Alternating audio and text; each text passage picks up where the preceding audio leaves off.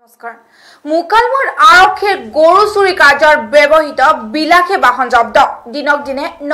কৌশল ৰূপত গৰু চুৰি চক্ৰৰ পুনৰবাৰ জনাইছো মুকালমুৰ আৰক্ষীৰ গৰু চুৰি কাৰ্যৰ ব্যৱহৃত বিলাসী বাহন জব্দ দিনক দিনে ন কৌশল ৰূপত গৰু চুৰি চক্ৰৰ আৰক্ষী চকু ধুলি দি অপৰাধজনিত কামত ব্যৱহাৰ কৰি আহিছে বিলাসী বাহনখন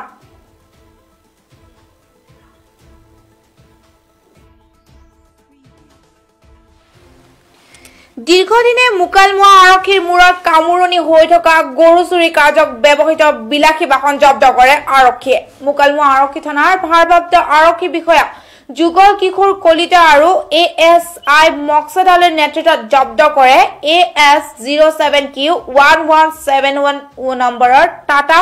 কোম্পানীৰ হেক্সা বিলাসী বাহনখন জব্দকৃত বিলাসী বাহনখনৰ ভিতৰত চুৰি ডেগাৰ ৰছী আদি বিভিন্ন আপত্তিজনক সামগ্ৰী উদ্ধাৰ কৰে আৰক্ষীয়ে মুকালমুৱাৰ শনিৰদাত গাড়ীখন ৰহস্যজনক অৱস্থাত ৰৈ থকা দেখি প্ৰত্যক্ষদৰ্শীয়ে মুকালমুৱা আৰক্ষীক খবৰ দিয়ে আৰক্ষীয়ে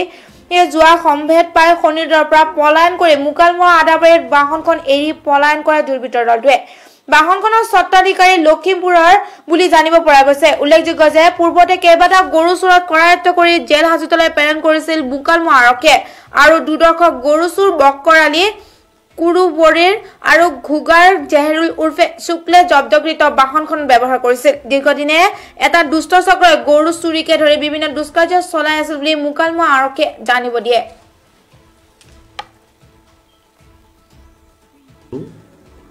বাহনখন জব্দ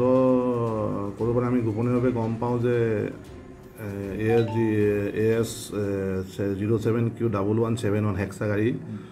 এখন মানে শনি ৰোডৰ ওচৰত ৰখাই থৈছে যিখন গাড়ী আমি মানে বিচাৰি ফুৰিছিলোঁৱে আমি কি ক'লে এইখনে গৰু চুৰ কৰে আৰু গাড়ীখনত গৰু লৈ পেলাই আপোনাৰ চুৰি কাৰ্যত ব্যৱহাৰ কৰিছিলে আৰু আপোনাৰ বিভিন্ন ধৰণৰ ক্ৰাইম কৰিছিলে তো আমি গাড়ীখন বিচাৰিয়ে আছিলোঁ গাড়ীখনৰ নাম্বাৰটো আমি গম পোৱাৰ লগে লগে যাওঁ যদিও গাড়ীখন অলৰেডি আদাবাৰী পিনে গুচি যোৱাত আমি আদাবাৰী পিনে যাওঁ আৰু আদাবাৰীত গৈ আমি গাড়ীখন ধৰোঁ আৰু যিকেইজন তাত ব্যক্তি আছিলে তেওঁলোক পলায়ন কৰে গাড়ীখন ৰেজিষ্ট্ৰেশ্যন নাম্বাৰ লখিমপুৰ বাকীখিনি আমি পিছত ব্যৱস্থা কৰিম গাড়ীখনৰ পিছত প্লাষ্টিকৰ ৰছী তৰু আপোনাৰ ডেগাৰ 3খন ডেগাৰ আৰু গোবৰ আৰু গাড়ীৰ মাজৰ চিটখিনি খুলি থোৱা অৱস্থাত পোৱা গৈছে গৰু চুৰি চক্ৰৰ লগত গৰু চুৰিত সম্পূৰ্ণভাৱে ব্যৱহাৰ হৈছে গাড়ীখন আৰু আমি বিচাৰিয়ে আছিলোঁ গাড়ীখন আদাবাৰীত জব্দ কৰোঁ বাহনখন জব্দ কৰোঁতে আমি গোপনীয়ভাৱে গম পাওঁ যে এই খবৰটো সৈতে ষ্টুডিঅ'ৰ পৰা বিদায় লৈছোঁ চাই থাকিব প্ৰতিটো মুহূৰ্তৰ খবৰৰ বাবে PI নিউজ ধন্যবাদ